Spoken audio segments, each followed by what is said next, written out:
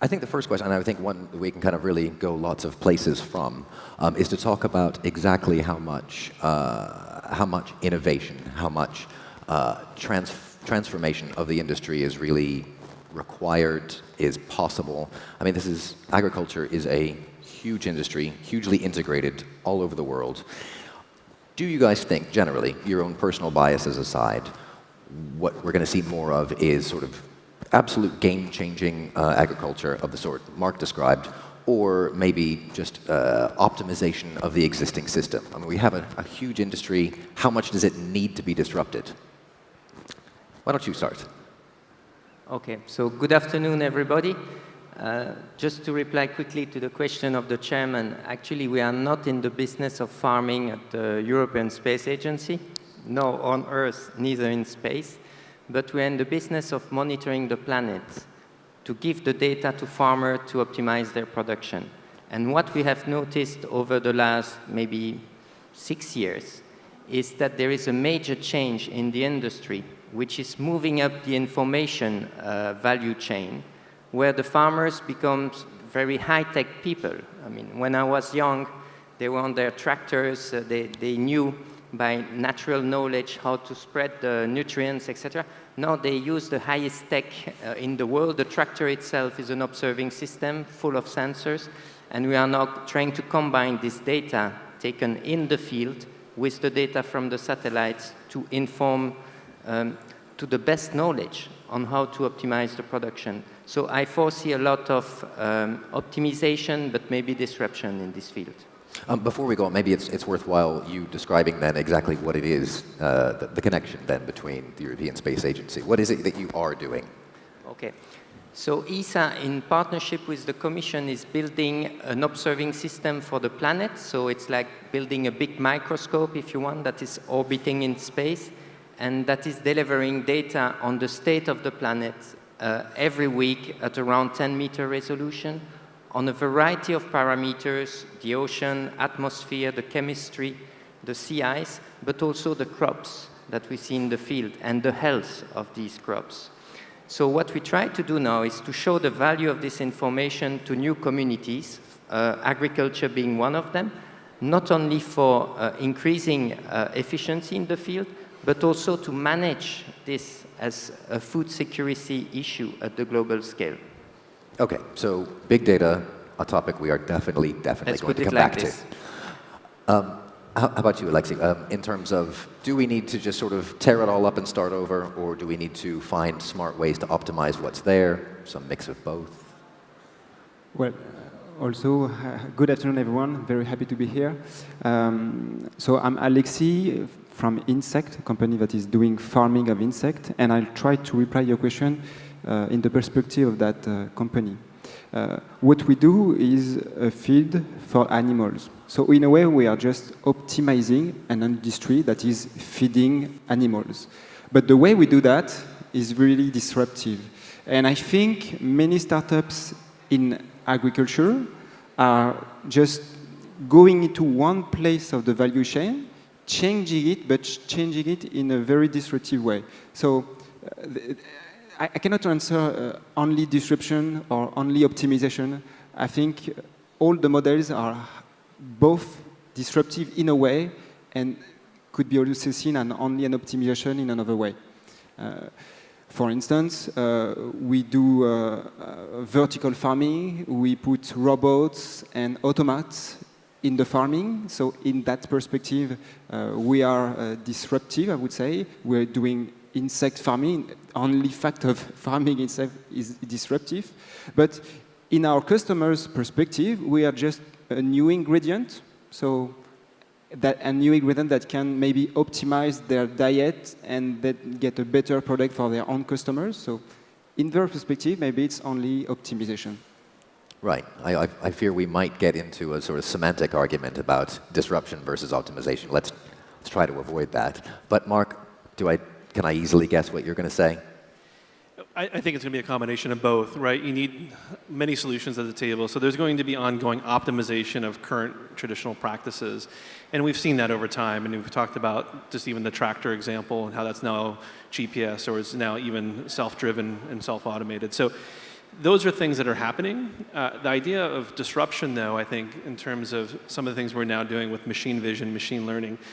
So was just mentioned about the idea that we can detect and monitor, at a global basis. We're doing that at a micro basis on each farm and each level of growing.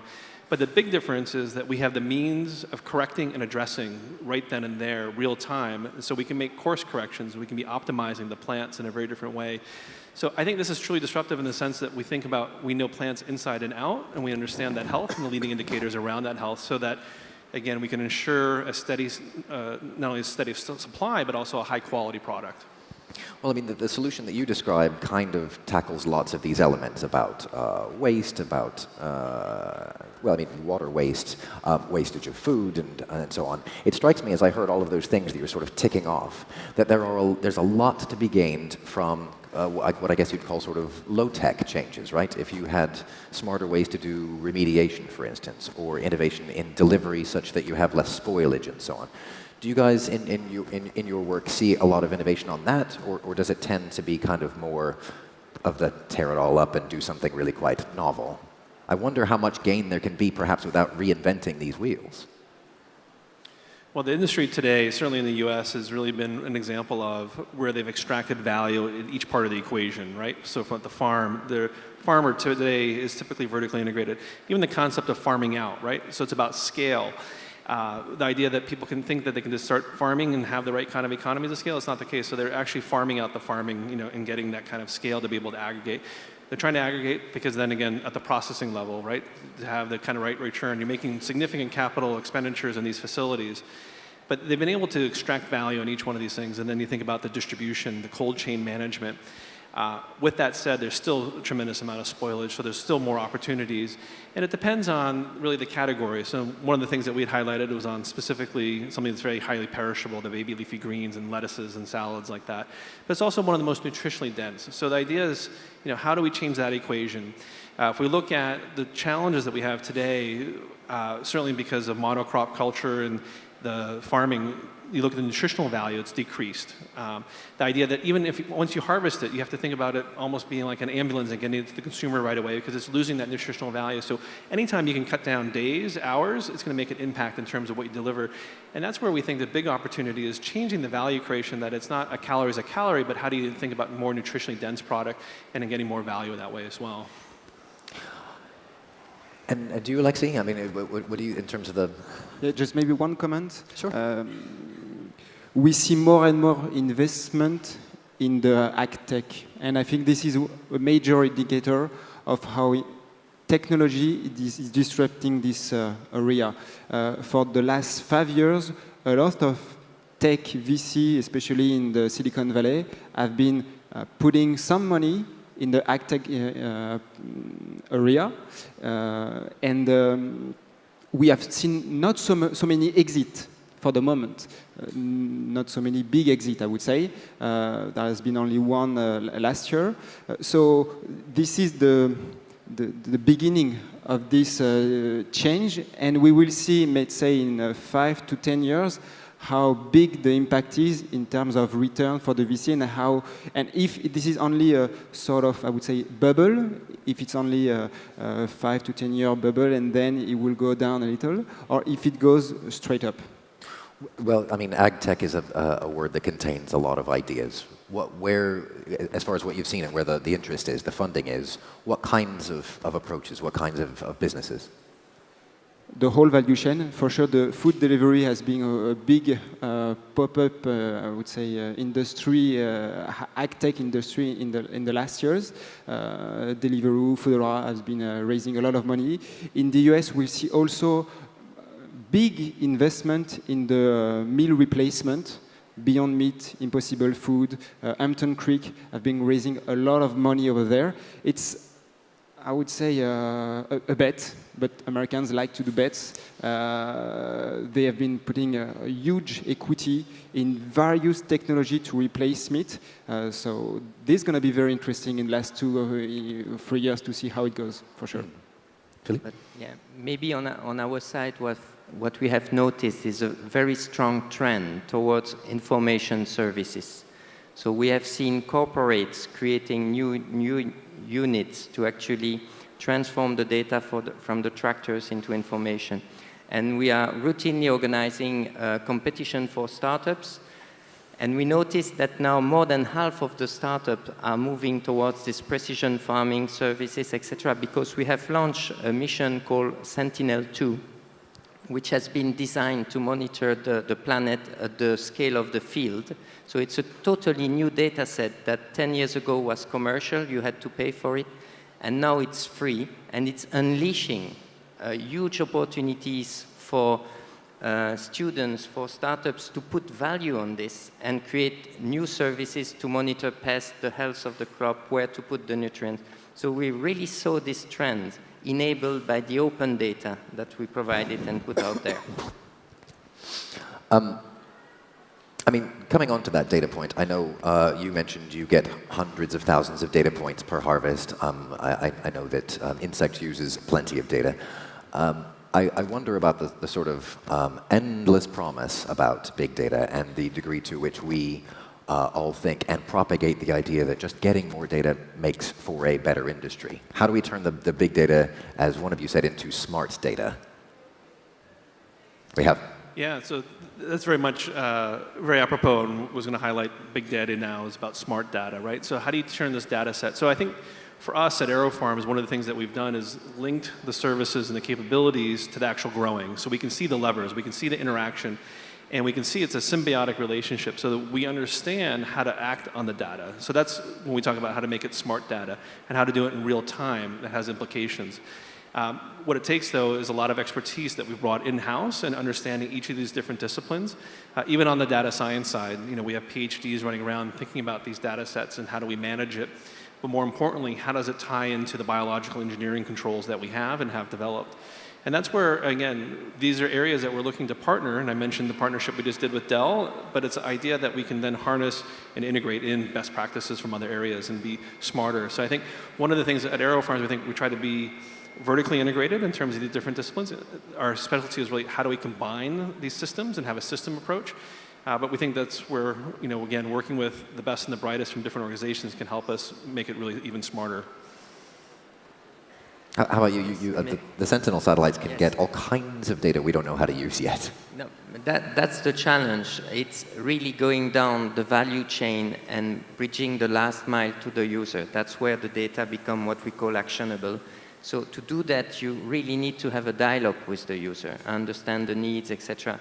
And it can be that in some cases you just need a red light or just an SMS so that the information is actionable. So you would transform a petabyte of data in just one SMS so that people can react on it. In some other case, it's a GIS that you put in your risk management system if you are an insurance or if you are an aggregator of risk. So the complexity of this to make the data smart, it's where the value is, and that's where the startups are entering this field. Maybe I'll just add that, to me, smart data is also a data that has been explained to the end user. And some people may be afraid about all the big data thing, and at the same moment, they're asking for more transparency and for more information. And that can only be provided by big data. So I think we can explain and make big data easier to the final consumer while explaining him what kind of information it can bring to him and how it can impact and improve his life. Well, I mean, I see sort of two cultural divides, I guess, between the data providers, broadly you guys, and the producers, eventual sort of producers, and then between you guys or them and the consumers. Which of those is like the harder one to bridge? I think there are multiple levels of users along this value chain. So you have the guy in the field, which is really end-to-end, and he might need just a signal, turn left and put some nutrients there.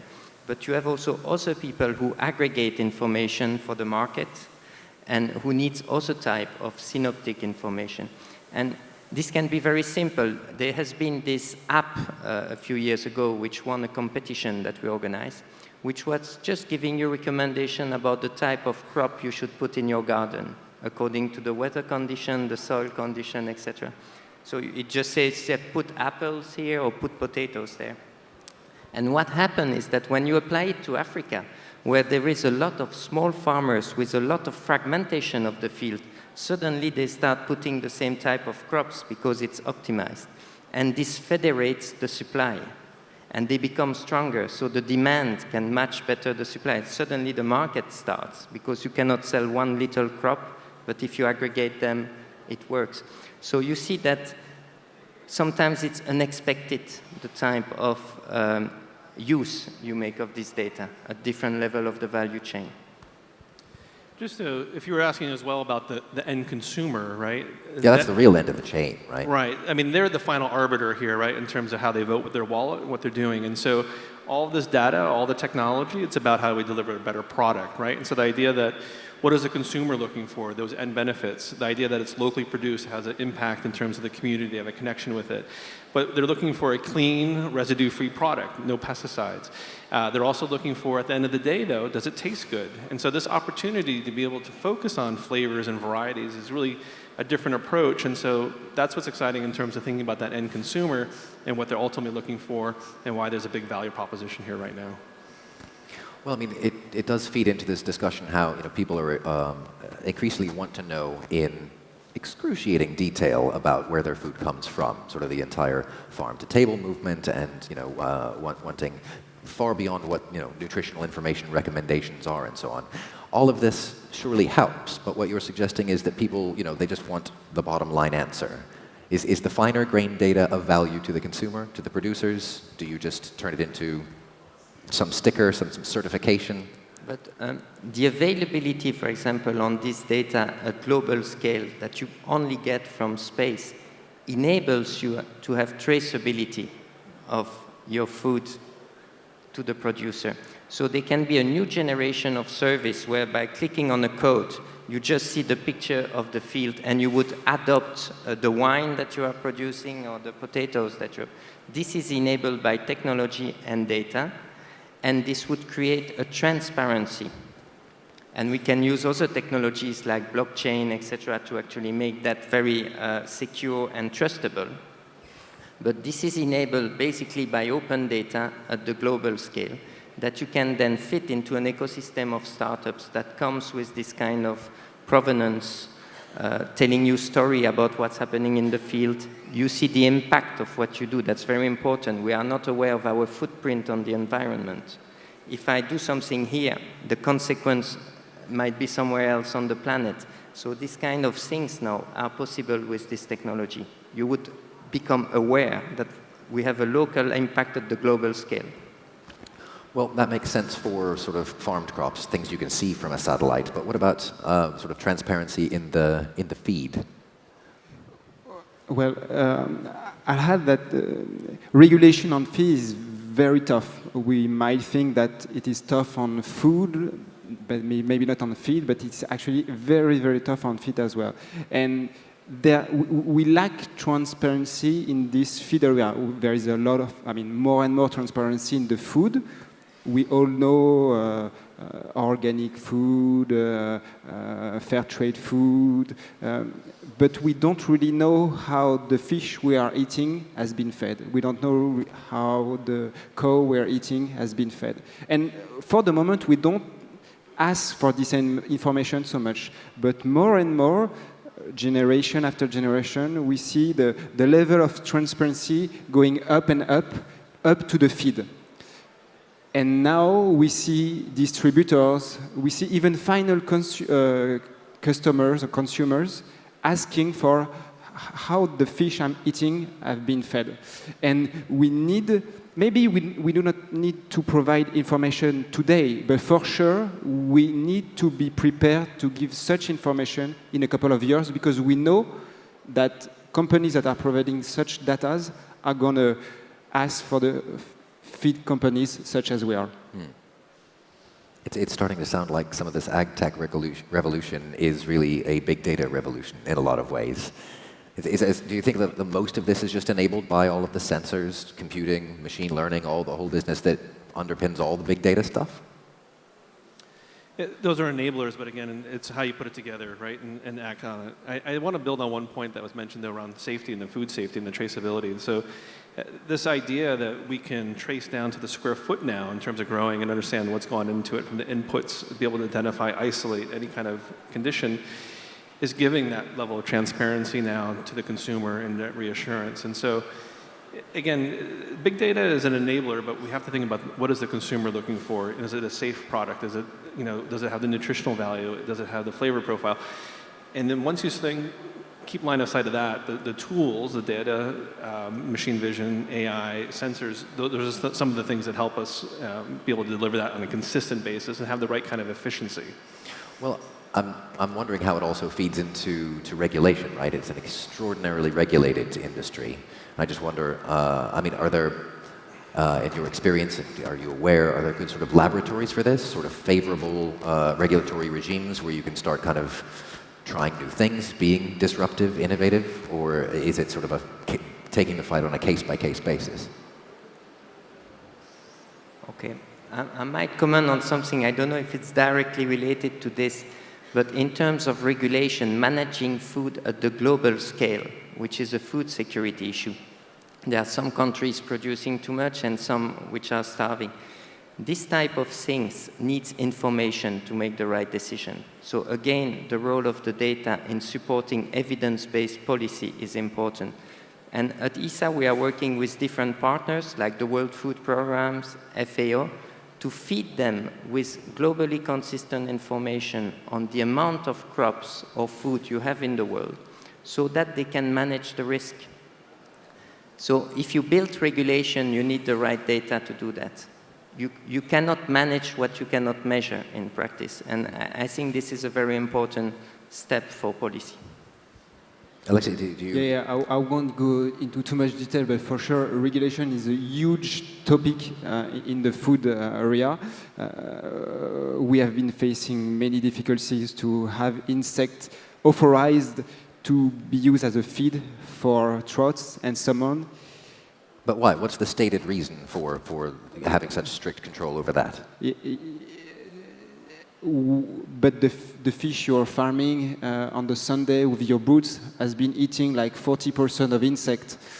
But you cannot feed the same trout or salmon with insect when it's in a trout or salmon farm, which is total nonsense. So it took us about 4 years to have the regulation change. So it shows that it's complicated to have the regulation change, even if what you're doing is pretty easy to explain, and if what you're doing is pretty obvious to do, I would say. And I do believe that data can help regulation agencies such as EFSA to progress into the velocity to get changes in the regulation. Of course, they have been very frightened by all the previous scandals, and then they are very, very careful about changes. We are an animal protein, animal meal, and we all remind of the mad cow disease that ended up into a big change in the regulation. So I would say they are quite in a difficult position. In a way, the consumer is asking for big change also in the food he gets, and he wants, for instance, to eat insects, or at least part of them. And on the other way, the authorities has to be careful because they don't want to get a push in the face with another scandal. Yeah, we think regulations and certifications are absolutely critical because, unfortunately, there have been bad actors out there, and the idea that, again, how do you ensure any kind of safeguards, right? But also, even today, if you think about in Salinas, California, just until a few years ago, they started to tax for the first time on the amount of fertilizer used. And it's so important to think about that because they have a water table that's not potable, right? So the idea that, again, they've put so many fertilizer and pesticides into it, and they weren't taxed. And all of a sudden, you can change behavior once you start to tax it, and you change the equation. So regulation is important from that standpoint. But even on the certification front, the recognition that our standards today for farming, when you think about organic, a lot of confusion country to country, different standards.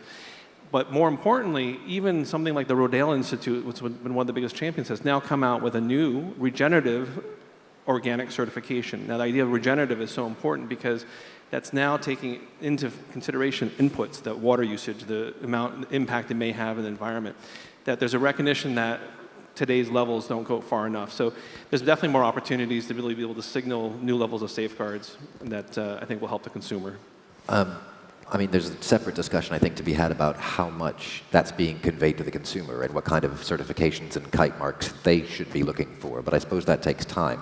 I guess my problem here is we've identified regulation is a problem, but we haven't done much to solve it here. Having run across the problems that you have or had the interactions that you've had, what recommendations can you make for people who are going to face these problems with regulation? Well, I would say that what we've seen and observed is, again, do you want to take a proactive stance and as an industry be able to develop?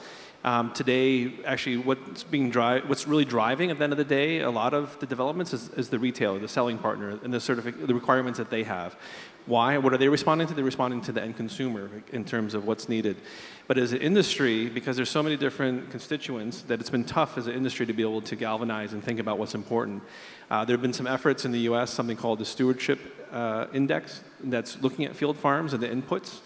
It's a multi-year project that's, again, you need buy-in in terms of being able to get data and be able to have an opportunity to normalize it and look at producers, and apples to apples.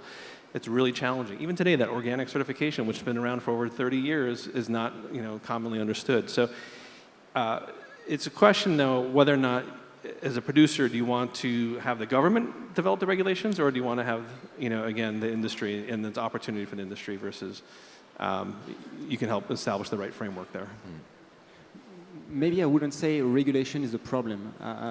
Regulation can be also an opportunity. I have a law background and I've been studying from years regulation, and in some cases, in a business point of view, it can open opportunities or even defend an industry through regulation from scarf competition. What is a problem is the complexity and the velocity of the change in the regulation. We are in a world that is moving very, very fast, and regulations and regulators have to be as fast as this world. And especially the European continent has to be ready for fast change so that they can seize opportunities. This is my view about regulation. How about you? I mean, you mentioned you have some partners who are pretty, pardon the pun, high in the food chain. Do you have you dealt with regulators at all? Are they interested in the data that you have in terms of certifications or quality control in any way? If we have, sorry? If you've had interactions with people you might broadly call regulators. Yeah, not directly. So we are not in the food business. We are enabling organization and policymaker to make better decisions by providing the right information. And for example, there is a global initiative called GeoGlam, which is trying to provide information at the global level on the state of crops for increasing the transparency in the market. Because you know that when there is a climate anomaly and you have less resources, the price of the crops is increasing. And this has major impact, because if your salad is increasing by $2, the people who live on $2 a day goes into poverty. But on top of these climate anomalies, there is also the speculation on the market. So having more transparency, understanding objectively what's happening on the planet is key for regulating the market. Otherwise, you just have people speculating. So again, that's a key information we can provide, and I speak for space because we get the global view, and by nature the problem is global, so you need global data for global problem in this case. This is fundamental to support this kind of policy, to understand transparency in the market and to make this market smoother with less speculation and less spikes, so that people can actually eat when they need it. I was just going to kind of build on a couple of thoughts, which was around taking an example, looking at GMO and GMO regulations. So here in the EU, they're very specific in terms of the position. In the US, there was a whole thing about labeling or not labeling. Government couldn't pass anything. What happened though, industry, major consumer packaged goods companies took a stand because they were listening to the consumer, and they opted in to be able to change their messaging about this is no GMO.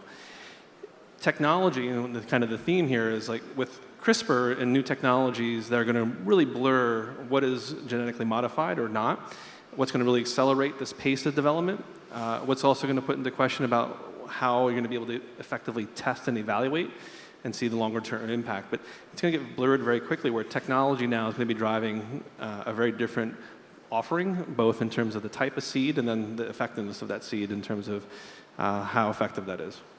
Oh, we've opened the GM box. Oh no, we don't have the time for that. It does remind me though that that agriculture more broadly is made up, is dominated by a couple of like massive players, and I just wonder how much sort of behind the scenes battling will be going on when the disruptors show up and have better ways and so on. Is it going to be an even more difficult market than other forms of tech? Do you think? Well, we're seeing every major food consumer packaged goods company has now developed their own VC fund, right? And they're making investments. And ultimately, it's about how do you drive innovation internally, but it's also for the consumer, their end consumer, and the companies. The philosophy is how do they buy in, right? How do they buy into the innovation? How do they buy into the authenticity? So they're buying the disruptors to be able to make sure that they have a play and a stake, in the game. So there's a collaboration. There's I think almost the co-option, if you will, in terms of being able to, change that. So you're going to see more and more, though, the big food players trying to identify, who is disrupting and then how they can have a play in that. Well, I fully agree with what Marc said. I'll just add that I think that in the view of the big majors, having startups innovating is, of course, a good way to test a market and maybe buy the startup after. It's also a way for them not to put their whole business model at risk, especially in the food industry. We can see that one scandal or one difficulty can impact the whole activity of a big major. So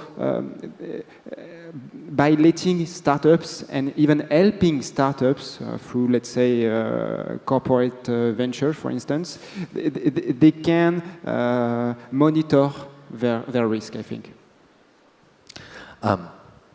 I'm always interested to know from people who are kind of deeply involved in a business what they see, not necessarily in 100 years' time, but the sort of medium time horizon. Because we could sit here all day and talk about what the limitations are, what the challenges are. So let's say, for the sake of argument, 10 years down the line, can I get you each maybe just a short answer on where you see, presuming that all of these challenges are met, what agriculture looks like? Okay. So it's a challenging one, and nobody can predict the future. We are recorded. And again, I can only speak for the information service part of this huge topic, which is agriculture. But it's clear to me that the trend is exponential, which is even more difficult to forecast. I've seen tech going up very fast. I've seen the barriers for entry going down very fast. So new ideas, new guys with a credit card, you buy cloud computing, you get open data, you create a service.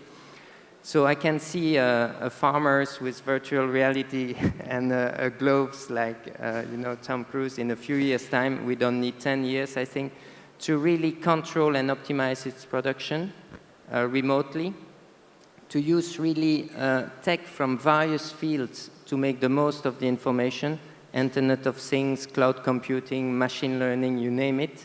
All these converge to monitor and do the optimization of this field. And I can see this hopefully in a spirit of sustainable development where we don't try to extract the most of the field, but we try to manage them globally. So to have a kind of dashboard for the planet where we would redistribute the resources in a more sustainable manner. The technology is there to do that. We just need the will and the regulations. And so for the young generation and for us, this time is very exciting because it's an inflection point where all these technology converge to recreate the job. And I'm looking forward to that. I'll make my point only on a few figures. In 10 years, we'll be about 8 billion on that planet. Today, a third of the food we are producing is wasted. And I think that in 10 years, or actually I truly hope that we will manage to be much better in the food system, in the whole value chain, so that we won't get that much waste in order to feed the 15% more population we're going to get in like a few years. And I do think that data in each part of the value chain will try to and will help to optimize and win few percentage after few percentage, so that we don't need to deforest much more or to